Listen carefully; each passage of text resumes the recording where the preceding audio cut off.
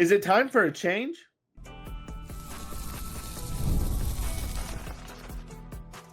You are Locked On Mississippi State, your daily podcast on the Mississippi State Bulldogs, part of the Locked On Podcast Network, your team every day. Well, thanks for making Locked On Mississippi State your first listen every single day, part of the Locked On Podcast Network, your team every single day. I'm Jaron, that's Landon. Follow us on our social media ads right there. That's on X. Also follow this account on YouTube, like, share, comment, do all that good stuff. Yes. We're also on TikTok and Instagram. We're posting daily videos on there, so check that out. But Landon, this has kind of been a big topic, and I know March Madness is going on right now. I know, obviously Mississippi State lost in men, and then we'll get to the women a little later, but March Madness is happening right now.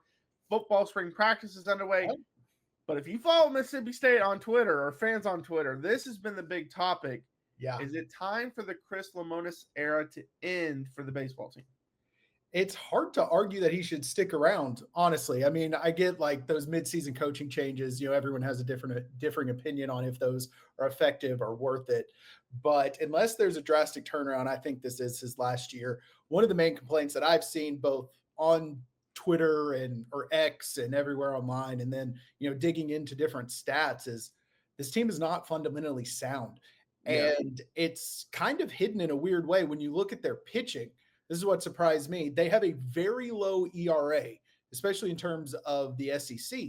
But the reason it's so low is the amount of unearned runs this team allows. Right. Which, I mean, I think it was like 21 hit by pitches, like 8 wild pitches.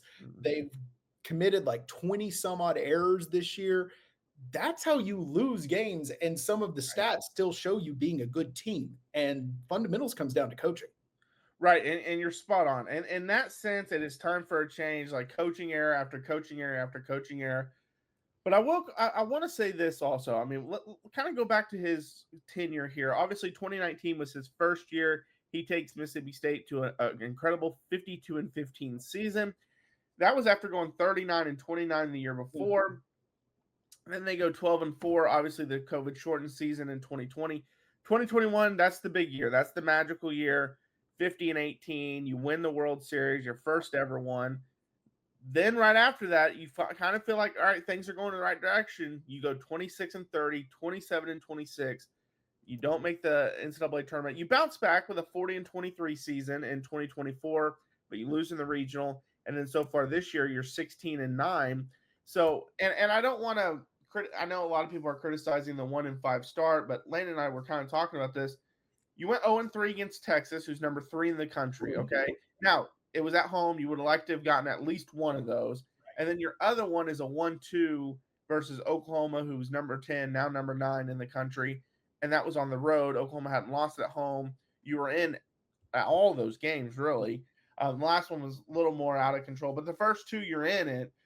But the second game is the perfect example to what you were talking about. They were down 7-0 right off the bat, and it was like 4 or 5 errors that caused that 7. Yeah, that's what's really killing them is their defense. And like I said, that comes down to coaching. And you mentioned their ranking or record, not ranking, and that since the end of that 21 season in the SEC, they are 36-60. Yeah, that's not going to get it done. And the reason I just said rankings is I was like, pulled up their recruiting rankings.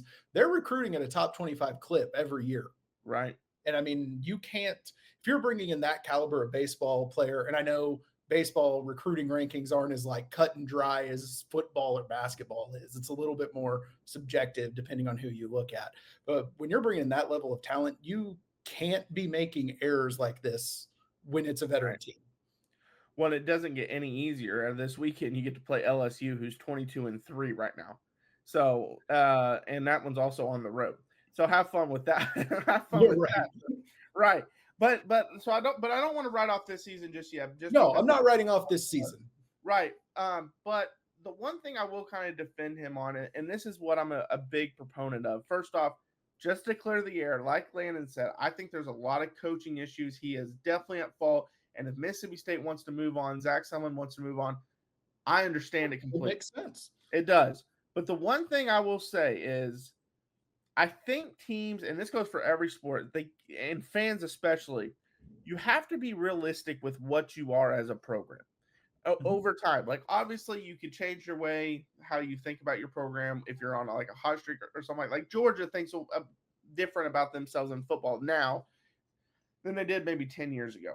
But a team like, I don't know, Texas Tech isn't going to have the same standards in football as Alabama's going to have. Yeah. Alabama's at the top. Tech is good years, but they're not there. Right. And so you have to be kind of realistic with yourself as a program. I'm looking at the years before him. And yes, they've had some good years, 2016, 44-18, but they've also had a 24-30 year in 2015. Then they had, 51-20 in 2013. But they had 38-25, 23-33, 25-29, 23-33. That was 3 straight years. So it's not like Mississippi State is an elite program at baseball. Now, they've had a really good stretch right now. There's no excuse not to be a top 25 team. I am with you on that one, of Mississippi State fans, because I've seen a lot of them say they need to be year in and year out a top 25 program. I don't disagree with that. But if you look at their history, it's usually like a couple of years around 500, then you pop for a really good year or two. And then a couple of years around 500, then you pop for a year or two. And they've kind of been spoiled the last 10 years, where outside of, the 2 and 23 season, they've been very good. Yes. And then the 22-23 was kind of back to what they were used to doing, where they would have 2 500 years or near it and then pop again. And so just be realistic with yourself as a program. Make sure you can get someone better. I'm not someone that says you just fire someone to fire them. You better have a good replacement that can fix them. But again, with all that being said, a lot of their issues as to why they're losing isn't really talent.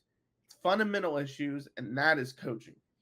Yeah, when you pour the amount of money that they have poured into this program, like at the stadium, and then, you have to be a top team. If you're not, you're wasting resources, and that includes player talent and donors' money, tuition money, where all this money comes from.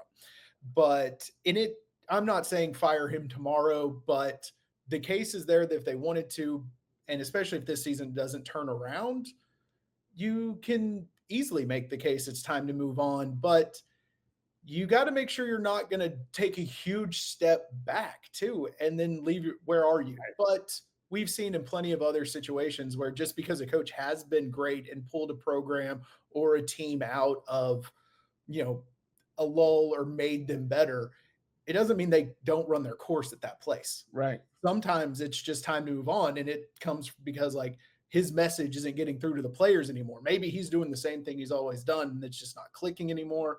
We're not in the building. We don't know exactly what's going on, but something's not clicking between him and the players or something. And I am not someone, because I've seen this too, where people are like, we had never won a championship before, a World Series before he got there. He got us there. Like, we can't be letting this guy. I don't believe that.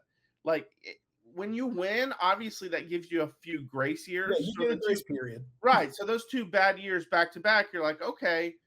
And then you bounce back in 2024, but you lose right in the regional, which, again, I feel like that's kind of what Mississippi State is as a program. You should make the tournament every year.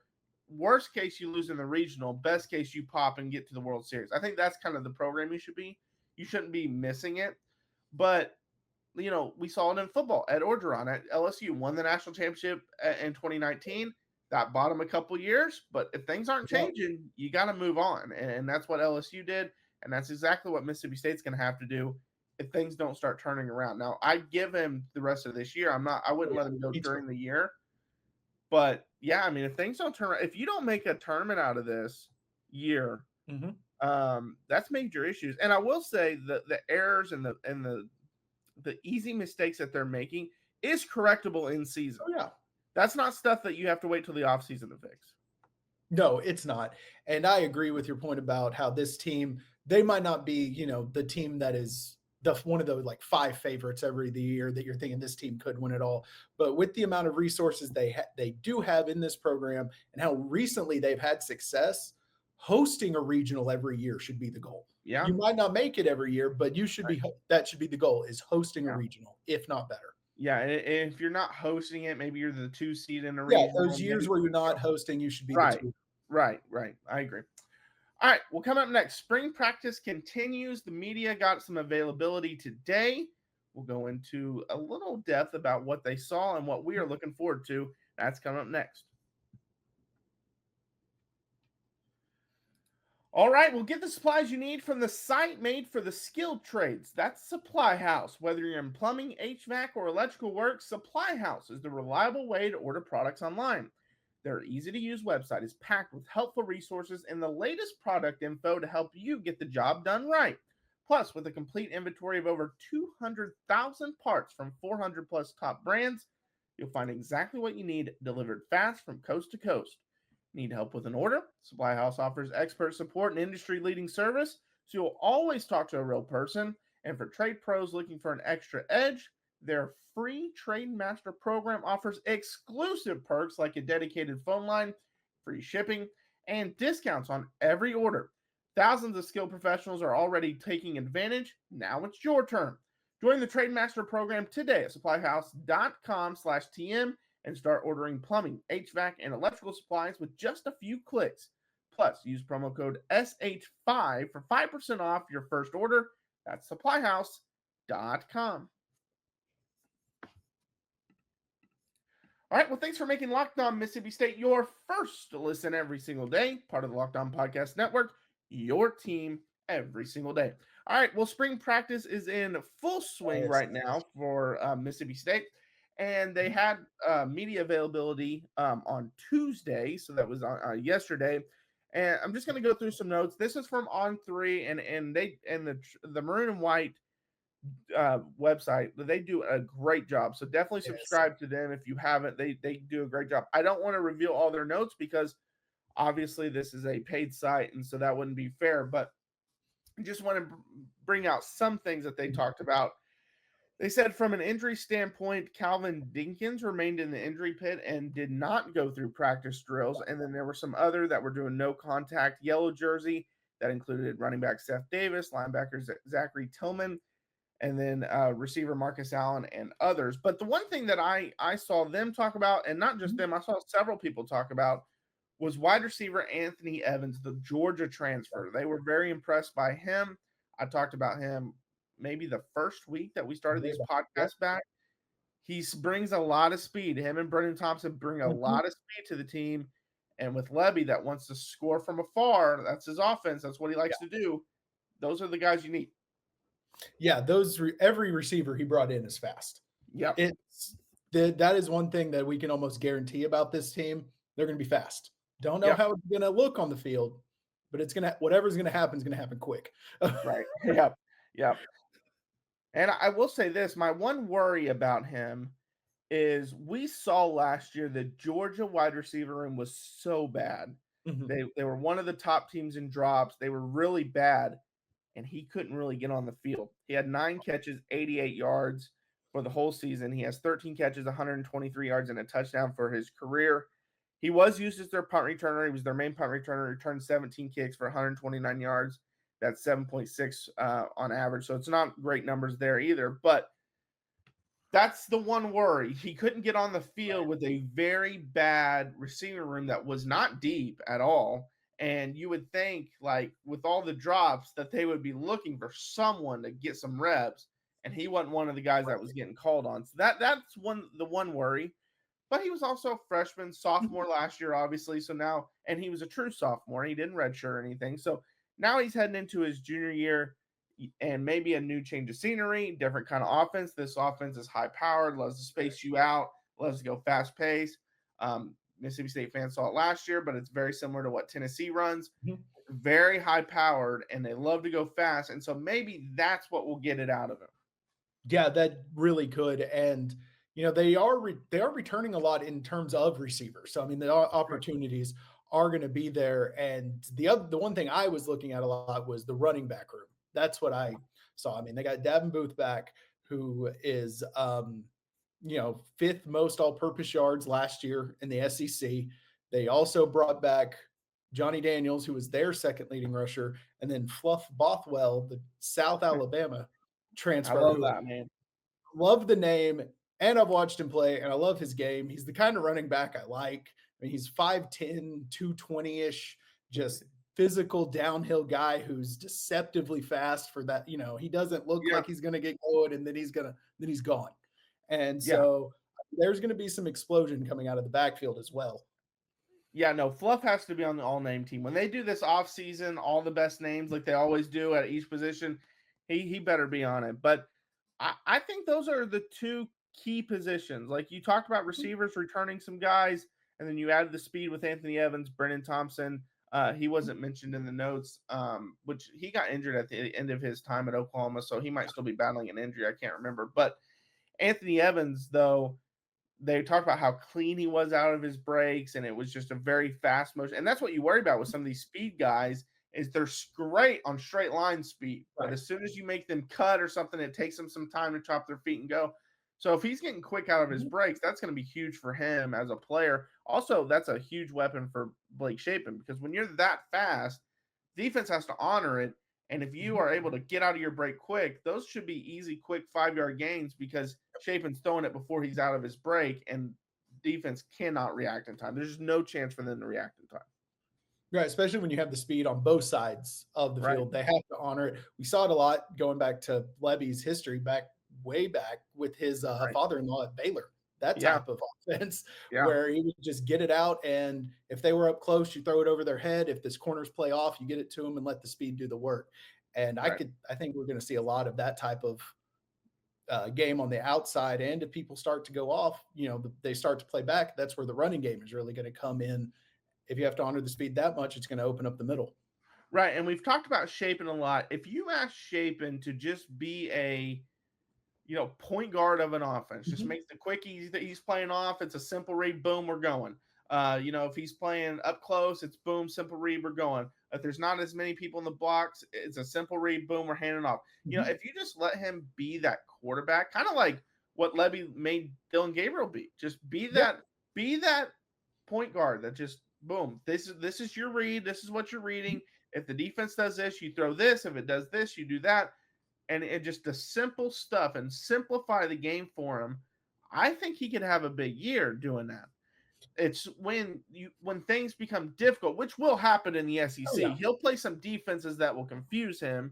It will confuse a lot of quarterbacks, just about every quarterback. They'll throw something at you that you're not expecting. You think it's going to be this. You throw it, it's picked because it should have been that. Whatever the case may be. But if you let him just be the point guard and just even if it's a dink and dunk down the field, Baylor did that, excelled at that. I remember there was a drive in 2014. I can't remember who they were playing, but they were playing off. The DB was playing off, and they literally threw a 5-yard hitch all the way down the field, maybe 10 times down the field. You want to keep playing off? Boom, we're hitting it. You want to play off? Boom, we're hitting it. And that's all they did. And the guy got tackled immediately, but you gain 5 yards. That's a first down on second down every time. And they just did it over and over the whole drive. And I don't remember who they were playing, and they scored a touchdown doing that. So Shapen can do that easily. Yeah, that's the type of quarterback you need to make him. He's a very smart quarterback. He just doesn't have those elite physical tools to always take advantage of defensive mistakes. So if you don't, you give him those easy point shoot type throws, kind of like what you see a quarterback operate in a Shanahan offense, like those type of throws. You let him operate like that, he's going to carve some people up and put up some huge stats, especially if these receivers are able to get out of their breaks, accelerate quickly, and make a few people miss in the open space. Yeah, for sure. All right, well, coming up next, we got to react to the USC win over Mississippi State. Unfortunately, in the women's NCAA tournament. Also, was the Juju Watkins play dirty? I've seen a lot of people kind of say it was. We're going to talk about that. That's coming up next. Ever check your bank account and wonder where did all my money go? Between dining out, online shopping, and entertainment, it's easy to lose track. And that's where Monarch Money comes in, your personal CFO, giving you full visibility and control over your finances. Monarch Money isn't just a budgeting app, it's a complete financial command center. You can track all your accounts, investments, and spending in one place so you stop just managing your money and start building wealth. Now, there's some surprising insights. When I started using Monarch Money, I realized just how much money I was spending on food delivery. And every week, even with this, it shocks me how much I spend on food delivery. And it's not their fault, it's mine. Now, I budget smarter and save more. all in one convenience. Instead of juggling multiple apps, you can use Monarch to check your finances, track spending, and even plan long-term goals. Easy collaboration, managing money with your partner is smoother than ever. You can track shared and personal accounts, set goals, and stay on the same page without the stress. Now, take control of your finances with Monarch Money. Use code LOCKEDONCollege at monarchmoney.com for 50% off your first year. That's monarchmoney.com, code LOCKEDONCollege for half off your first year. The NCAA Tournament is here, and so is the Bracket Breakdown. Locked On Podcast Network and Amazon Fire TV channels are teaming up to deliver NCAA Tournament coverage like never before. Watch studio shows featuring former players and Locked On's local experts as they guide you through every upset, buzzer beater, and bracket matchup. Stream it all for free on Amazon Fire TV channel. Search Bracket Breakdown to see it all for free. It's your team every day. Well, thanks for making Locked On Mississippi State your first listen every single day, part of the Locked On Podcast Network, your team every single day. One more time, follow us on Twitter. There's our ats right there, so make sure to check us out. We'll be tweeting multiple Mississippi State stuff. We tweeted during the NCAA tournament. We share stuff, so check us out there. YouTube, like, subscribe, share, do all that good stuff. Tell your friends about us. TikTok and Instagram. Also follow us on over there. We post daily clips, Monday through Friday clips. So check us out over there and share those as well. All right, Landon. March Madness started and it now has gone for Mississippi State as the men lost in the first round. The women, they did get the win over Cal, but they ultimately lost USC, where we thought they probably were going to lose before the season. That just was a team that was way better than Mississippi State. I mean, and it wasn't – obviously, Juju gets hurt, and we'll talk about that here in a second, but they jumped out. It was like 11-0 before you could blink. Yeah, it was – the game – you hate to say it's over by the end of the first, but, I mean, when you're outscored 28-8 in the first quarter, I mean, it's hard to come back to when you're facing a team as talented as USC is. And yeah, like I didn't get to watch the game live. I had to go back and watch it a little bit after, but I heard about the Juju Watkins injury. And when I heard that, I was like, oh, with that happening, does that give Mississippi State a chance? No, this team is so good. They're so deep. They're so long. Like, I mean, I think out of the people they played, they only had one person under 5'11" on the entire team. And that showed with the amount of steals and blocks that USC had for this game. It was just, I mean, it shows how big you don't see those upsets that much on the women's bracket. Right. You know, the gap between the elite and the rest of the team is much bigger than it is in the men's. Well, Juju is obviously the star, and she only played 5 minutes. It's a terrible thing because they probably had a chance to win it all. Maybe they still do without her, and it's a terrible injury. But Kiki Iriuffen, I believe is how you pronounce her name. She scored 36 points, grabbed 9 rebounds. She's had an incredible year all season. I mean, she averages 18.6 points, 8.5 rebounds. So we knew going into the game that they at least had the two best players in the game. And so losing Juju is obviously a big loss, but they still have the best player in the game. And she played like it. She absolutely dominated. And it shows, how much one player, especially in women's basketball, can really change your team. Because the year before Juju got there, they were the 8 seed. I think they went like 21-10 or something like that. In that ballpark. She gets there, they go. They're the number 1 seed. They get upset in the Elite 8. I think it was against UConn, or maybe it was Iowa. I can't remember. But they lost in the Elite 8. The niche and because Juju's there, they have this incredible recruiting class. I believe Kiki was a part of that class. And now they're the number 1 seed. They were one of the favorites to win the national title. Obviously, with Juju going down, we'll see what ends up happening. But they're just a well-oiled machine, and they dominated. I mean, Mississippi State shot 31% from the field, 27% from 3.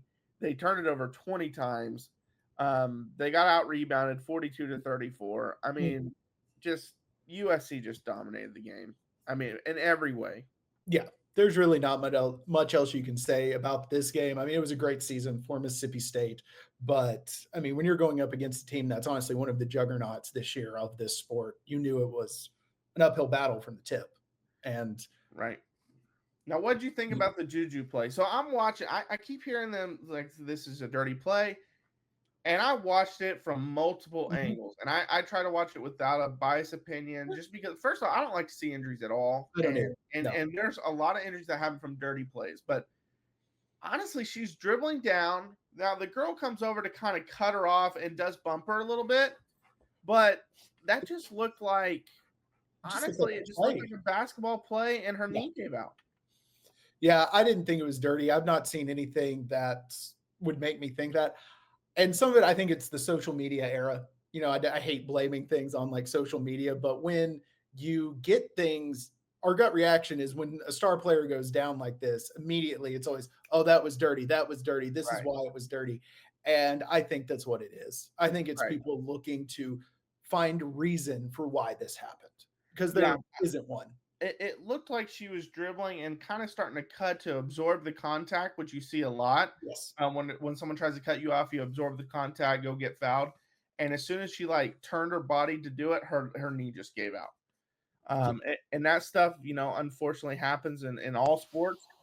Now I'm not going to go as far as what Doug Gottlieb said, which he was like, is if this was men's sport, would they even be talking about it? I don't think that was really Was called. that on his radio show when he wasn't coaching? Yeah, right, right. Well, his teams won one game all year. But no, I'm not going to say that. I'm not. I think it was like you said. We see it in men's sports too, where the Oh, star yeah. player gets hurt, and it's immediately it has to be dirty. It has to be something, Mhm. and sometimes it's just a freak accident, and Yeah. that's what it looked like to me. The girl tried to cut her off, tried to kind of get into her, so she didn't just have a free lane to the basket, which is what you're taught to do. Yes. And as soon as she kind of like leaned to absorb the contact, her knee gave out. Yeah, everyone's trying to be the first person to like claim something's dirty. I mean, you were pointing it out on Twitter. People are calling Giannis dirty now, and all he's doing is Yeah, diving for loose balls. I mean, right. it's just where we are right now, and I think Right. it's a lot of people are just upset about the injury and Yeah. want a reason for it. Like I said, and you want to create some kind of reason for why something happened instead of a freak accident. When you have one of the best players, if not the best player in the sport, going Right. down in this moment, you want there to be a reason instead of just, oh, freak accident. Yeah, and it does suck because they had a great chance of winning it this year. They probably had a great chance winning it next year, and she's Yeah. probably out all of next year with it happening this late in the year. So that sucks. But hopefully she has a quick Yes. recovery and everything goes well, and then maybe she can play next year if she has a quick enough recovery. Mhm. We saw Paige Buckers. I don't remember how you pronounce her last name, but the Yukon girl, she tore her ACL earlier in her career. Obviously, has had a great career still. So we'll see if that happens. But yeah, it's a sad end to the Mississippi really State is. season. Yeah. And it's sad, obviously that injury was sad, but sad way to end the Mississippi State season. It's just one of those that this is why it was so, and it was same with the men. It was why it was so key to win that first game because you knew Because you were you yeah. weren't winning the next one most likely. And Mhm. so they got that win. They beat Cal, they got the Mhm. win, and so It was a they good got a lot to be season. proud of. It was a very Yeah. good season, just ended rough. Yeah, they got a lot to be proud of. All right. Well, thanks again for making Locked On Mississippi State your first listen today. For your second listen, check out the Locked On College Basketball with Isaac Shade and Andy Patton. March is here, so be the most informed college basketball fan throughout the madness. Find Locked On College Basketball on YouTube or wherever you listen to your podcast. I'm Jaron. Check out my work on Athlon Sports. A lot of college basketball, a lot of college football. We're even getting into that right now. Some NBA. So check that out. Follow Landon, follow me, follow us on YouTube, Instagram, TikTok. We're posting Monday through Friday on those things. Comment on our videos. Yes, comment on our videos. Tell us what you want us to talk about. Mhm. I would love to hear people's opinions on the Juju play in this video. Yes. So comment that below. Honestly, all three topics I think are really good for someone to comment about. Is What it time players you're for- watching? Right. in Is practice? it time for a change with baseball? What are some concerns for you with spring football around the corner? But yes, let us know all that. Yes. Until next time, Hail State. Hail State.